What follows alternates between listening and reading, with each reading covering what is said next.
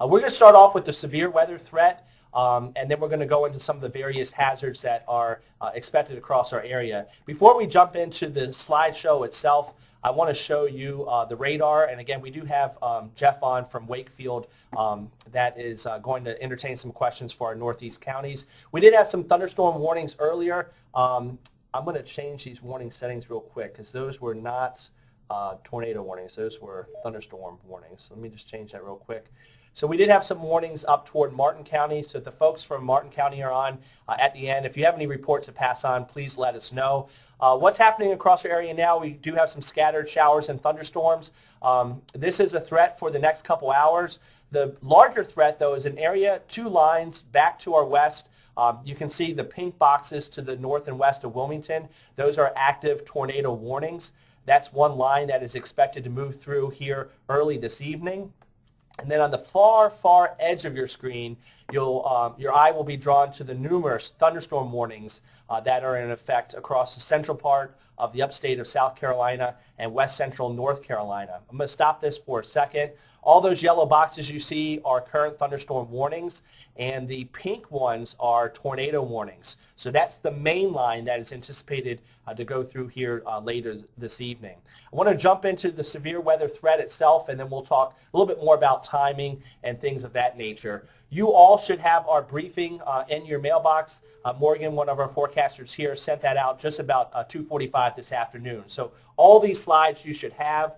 I cut out a couple for our presentation because I want to kind of get into the severe weather threat first. Then we want to talk about coastal issues with this storm. The main update with this forecast package we sent out was the tornado watch. That is in effect until midnight tonight for most of eastern North Carolina. Again, watch means conditions are favorable for the possibility of tornadoes in and near the watch area itself. So that's the major update with that. As far as severe weather goes, not a lot of change with that. The far western part of our area is in a moderate threat for severe weather. What that means is that's something that doesn't happen every year. That's every 3 to 5 years that we get into some type of threat at that threat level. It's a 4 out of 5 on our threat level scale. So again, that's not your run-of-the-mill severe weather event. That's not something that we see every year. That's something every 3, 4, or 5 years we see. So that's the first point we want to really emphasize, is that moderate threat is something that we don't always see. The other thing we want to focus in on is if you're in or out of the moderate threat, I don't want you to get too hung up on that either because that gradient is really sharp. Notice Greenville, Kinston, Kenansville, those folks are in the moderate threat. Morehead City, you're in a slight risk. That could change. And in fact, we think that squall line that is to our west now will sweep right off the coast. So in reality, we're all at that same risk level. So I don't want you to let your guard down if you think, hey, I'm in the moderate risk or I'm not. Our main concern is squall line potential sweeping through the entire area overnight with damaging wind gusts 55 to 75 miles per hour. Along the line itself and out ahead of it, we could see some isolated tornadoes. So those two threats have not really changed. I know a lot of folks are curious about the timing. This is one of the models we use in the forecast office. If you're keeping score at home, this is a 3-kilometer NAM. This is very similar to the forecast that Wakefield has and Morehead City has in terms of going forward. So this is 6 o'clock this evening. Again, a scattered line that's more toward Wilmington's area now will move into the western part of our forecast area. I'll animate this 6, 7, 8, 9 o'clock. That line is expected to fall apart. So again, the next couple hours, we're kind of honed in on the western part of our area.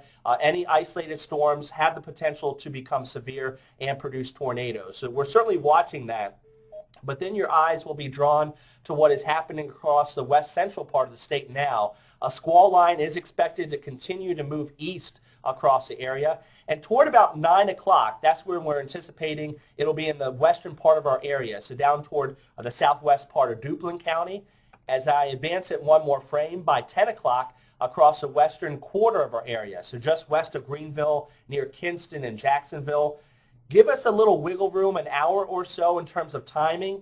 With that said, the models in our forecast have been very consistent, so it probably is not going to differ much from this line. As we head toward 11 o'clock, toward Greenville, Kinston, and Jacksonville, By midnight, kind of cutting our area in half. And again, Jeff is on up from Wakefield, so he'll be able to entertain some questions. But for you folks just west of Elizabeth City by midnight, as we head toward 1 o'clock, east of Greenville and Kinston, but starting to move into places like New Bern, just west of Elizabeth City, Edenton, those areas. By 2 a.m., still slowly moving across our area, just moving through into east of Morehead City. And then Drew and those folks out toward the Outer Banks. It's a long event. By 4 in the morning, going toward places like Kill Devil Hills and Cape Hatteras. And then finally, by 5 or 6 in the morning, off the coast. So I'll back it up a couple frames again. Yes, we're going to have some isolated stuff out ahead of it. We are already seeing that. But we're thinking between 9 and 10, the western part of our area, kind of cutting our area in half by midnight. And then not to the Outer Banks until 4 or 5 in the morning, and then off the coast by about 6 o'clock. That's that main line, the squall line, we're most concerned with in terms of widespread damaging winds, embedded tornadoes possible on the line itself. So that is our severe weather threat in terms of thunderstorm risk. The other aspect of the storm has been the marine aspect. That's where we expect some of the extreme impacts to occur. In fact, we're expecting large waves up to 20 feet, wind gusts over the waters, especially more than 60 knots. So extreme impacts expected over the marine areas. Outside of the storms itself, you've probably noticed the wind has picked up and will continue to do so through tonight. So scattered power outages possible everywhere, and enhanced areas of power outages expected along that squall line, and certainly if we see any isolated tornadoes. Here's our wind gust map, and this is just wind speeds ahead and behind the storm itself. This doesn't take into account obviously tornadoes or severe thunderstorms, but you're talking tropical storm force wind gusts everywhere, Greenville, Kenansville, Kinston. So again, even inland areas, some gusty winds through the evening and the overnight, and then our very strongest winds out of the due south will be over toward the Outer Banks. So Frisco, Rodanthe, gusts up towards 60 miles per hour. Again, this is just general wind speed gusts. We'll have certainly higher and more localized, stronger wind gusts in and near that squall line as it moves through. Because of those strong winds, we do have high waves, really jumps off 19 feet off the coast, but even 3-4 foot waves on the Pamlico Sound. We don't have a slide in here on coastal flooding. The wind speed is supposed to be from the due south, so we're not seeing any water level rises more than about a foot on the sound side of the Outer Banks, especially north of Cape Hatteras. So we, at this point, don't expect to even issue a coastal flood advisory for that. The water kind of skirts both sides as it moves up to the north and kind of funnels right through versus more of a southwest wind or west wind, it would tend to get backed up. So at this point, we do not anticipate anything more than a foot above ground level, and we are not issuing any coastal flood advisories for that. So there'll be some water level rises on the northern Outer Banks sound side, but at this point we do not expect anything major. As far as rain goes, we're going to have some localized heavy rain. Most of the night is going to be dry, but when that squall line moves through, very, very quick rainfall amounts. We've got on here average amounts of 1 to 2 inches. Keep in mind that could fall in 30 minutes, an hour's time.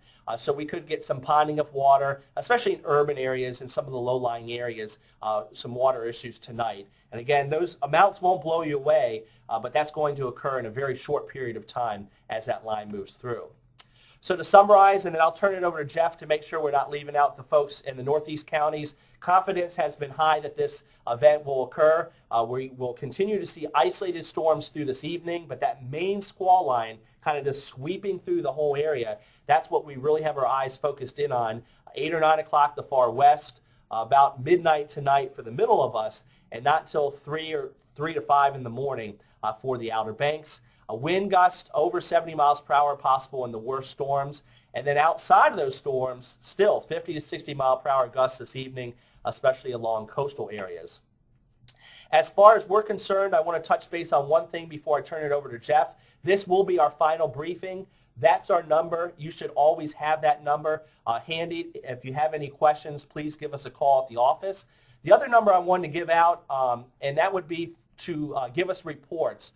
On our main website is our 800 number. If you just click on Skywarn, it's 1-800-889-6889.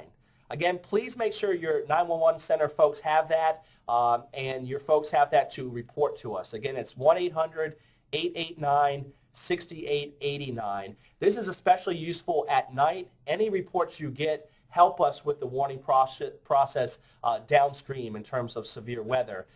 We emphasize the moderate threat being something that we don't see every year.